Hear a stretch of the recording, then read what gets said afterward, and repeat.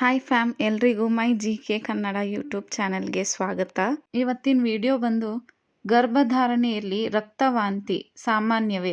ಹೌದು, ಕೆಲವೊಮ್ಮೆ ಕೆಲವು ಮಹಿಳೆಯರಿಗೆ ಗರ್ಭಧಾರಣೆಯಲ್ಲಿ ರಕ್ತದ ಮಿಶ್ರಿತ ವಾಂತಿ ಆಗೋದು ಸಹಜ. ಎಷ್ಟೋ ಜನ ಇದನ್ನ ಕಾಮನ್ ಅಂತ ತಿಳ್ಕೊತಾರೆ. ಇನ್ನು ಕೆಲವೊಬ್ರು ಏನು ಮಾಡ್ತಾರೆ, ಇದು ತುಂಬ ಸೀರಿಯಸ್ ಇಶ್ಯೂ ಅಂತ ತಿಳ್ಕೊತಾರೆ. ಇನ್ನು ಎಷ್ಟೋ ಜನ ಇದ್ರ ಬಗ್ಗೆ ಏನೂ ಮಾಹಿತಿ ತಿಳ್ಕೊಂಡಿರಲ್ಲ, ಹಾಗೆ ಗಾಬರಿ ಆಗಿಬಿಡ್ತಾರೆ. ಮತ್ತು ಏನು ಟೆನ್ಷನ್ ಇರುತ್ತೆ ಅಂತಂದರೆ, ನನ್ನ ಮಗುಗೆ ಏನು ಆಗಿಬಿಡುತ್ತೋ, ನನ್ನ ಮಗು ಆರೋಗ್ಯವಾಗಿದೆಯೋ ಇಲ್ಲೋ, ಈ ಥರ ಎಲ್ಲ ಯೋಚನೆಗಳು ಬರೋದು ಸಹಜ ಸಾಮಾನ್ಯ. ನಾನು ಪ್ರೆಗ್ನೆಂಟ್ ಇದ್ದಾಗ ಈ ಸಿಚುವೇಶನ್ನ ಫೇಸ್ ಮಾಡಿದ್ದೀನಿ. ಆವಾಗ ನನಗೂ ಇದ್ರ ಬಗ್ಗೆ ಏನೂ ಗೊತ್ತಿದ್ದಿಲ್ಲ, ತುಂಬ ಗಾಬರಿ ಆಗಿಬಿಟ್ಟಿದ್ದೆ. ಏನೇ ತಿಂದರೂ ವಾಂತಿ ಆಗಿಬಿಡ್ತಿತ್ತು. ಹಾಗೆ ಆ ವಾಂತಿ ಜೊತೆಗೆ ಒಂದು ಸ್ವಲ್ಪ ರಕ್ತ ಬರ್ತಿತ್ತು, ತುಂಬ ಸ್ವಲ್ಪ. ನನಗೆ ಈ ಥರ 2-3 ಸಲ ಆಯಿತು. ಸೊ ನಾವು ತಡ ಮಾಡಿಲ್ಲ. ನಮ್ಮ ಮನೆಯವರು ನನಗೆ ಬೇಗ ಹಾಸ್ಪಿಟ್ಲಿಗೆ ಕರ್ಕೊಂಡು ಹೋದರು. ಏನಂದರೆ ಭಯ ಇರುತ್ತಲ್ಲ, ಎಲ್ಲೋ ಒಂದು ಕಡೆ ಮಗುಗೆ ಏನು ಆಗಿಬಿಡುತ್ತೋ ಅನ್ನೋದು. ಅಲ್ಲಿಗೆ ಹೋದ್ಮೇಲೆ ಡಾಕ್ಟ್ರ್ ಎಲ್ಲ ಚೆಕಪ್ ಮಾಡಿದರು. ಚೆಕಪ್ ಮಾಡಿ ನನಗೆ ಅವ್ರು ಕೆಲವೊಂದು ವಿಷಯ ಕೇಳಿದರು. ಆ ವಿಷಯನ ನಾನು ಅವರಿಗೆ ಹೇಳಿದೆ, ಎಕ್ಸ್ಪ್ಲೇನ್ ಮಾಡಿದೆ. ಅದು ನಾನು ನಿಮಗೆ ಹೇಳ್ತೀನಿ, ಯಾಕಾಗಿದೆ, ಕಾರಣ ಏನು ಎಲ್ಲ ತಿಳಿಸ್ಕೊಟ್ರು. ಇಲ್ಲಿ ನೀವು ನೋಡ್ಬೋದು ಯಾವ ಕಾರಣಕ್ಕೆ ನಿಮಗೆ ವಾಂತಿಯಲ್ಲಿ ರಕ್ತ ಬರುತ್ತೆ ಅನ್ನೋದು ಗೊತ್ತಾಗುತ್ತೆ. ಉದಾಹರಣೆಗೆ ಗ್ಯಾಸ್ಟ್ರಿಕ್ ಸಮಸ್ಯೆ ಇರ್ಬೋದು, ಅಥವಾ ನೀವು ತುಂಬ ಸಲ ವಾಂತಿ ಮಾಡಿರ್ತೀರ. ಆವಾಗ ನಮ್ಮದು ಗಂಟ್ಲೆಲ್ಲ ಒಣಗಿರುತ್ತೆ.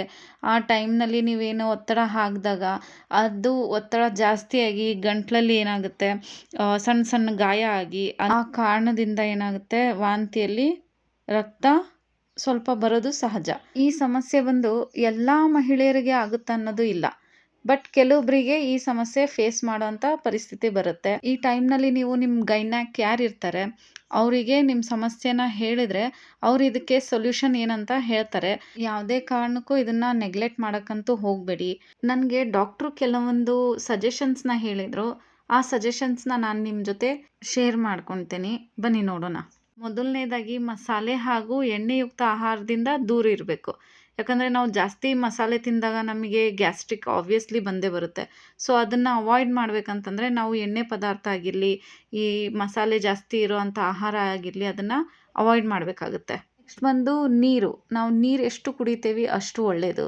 ಇನ್ ಕೇಸ್ ನಿಮಗೆ ನೀರು ಹೋಗ್ತಾ ಇಲ್ಲ, ಕುಡಿಯೋಕೆ ಆಗ್ತಾ ಇಲ್ಲ ಹಾಗೆ ಅಂತಂದರೆ ನೀವೇನು ಮಾಡಿ, ಮಜ್ಜಿಗೆ ತೊಗೊಳ್ಳಿ. ಡಾಕ್ಟ್ರು ಅದೇ ಹೇಳ್ತಾರೆ, ನೀವು ಮಜ್ಜಿಗೆ ಕುಡಿದ್ರೆ ತುಂಬ ಒಳ್ಳೆಯದು ಅಂತ ಹೇಳಿ. ಸೊ ಮಜ್ಜಿಗೆಯಿಂದನೂ ಒಳ್ಳೆ ಬೆನಿಫಿಟ್ಸ್ ಇದೆ.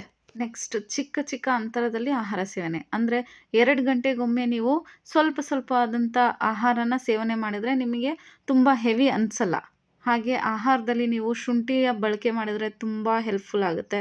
ಸೊ ಇದನ್ನೆಲ್ಲ ಟಿಪ್ಸ್ನ ಟ್ರೈ ಮಾಡಿ ನೋಡಿ. ಕೊನೆಯ ಮಾತು, ನಿಮ್ಮ ಡಾಕ್ಟ್ರು ಯಾರಿದ್ದಾರೆ ಅವರ ಸಜೆಷನ್ ತೊಗೊಳ್ಳೋದು ತುಂಬ ಮುಖ್ಯವಾಗಿರುತ್ತೆ. ಹಾಗೆ ಈ ವಿಡಿಯೋ ನಿಮಗೆ ಇಷ್ಟ ಆಗಿದ್ದರೆ ನನ್ನ ಚಾನೆಲ್ನ ಲೈಕ್ ಮಾಡಿ, ಶೇರ್ ಮಾಡಿ, ಸಬ್ಸ್ಕ್ರೈಬ್ ಮಾಡಿ. Thank you.